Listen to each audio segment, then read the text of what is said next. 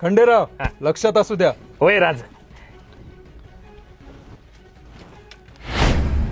राज हे काय? अहो स्वराज्यासाठी आपण रक्तच आणलं आणि या लोकांना याची काय बी किंमत नाही. राज तुम्ही फक्त आदेश द्या, याची हितच खांडोळी करतो. होय राज.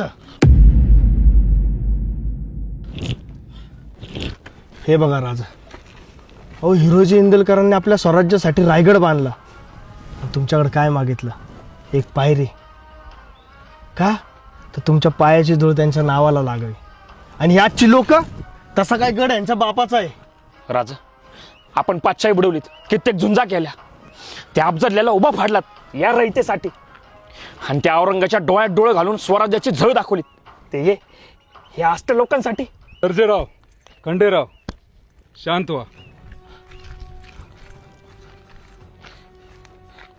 आऊसाहेब आम्हाला नेहमी सांगायच्या की जशी वाईट प्रवृत्तीची लोक असतात तशी चांगल्याही प्रवृत्तीची लोक असतात.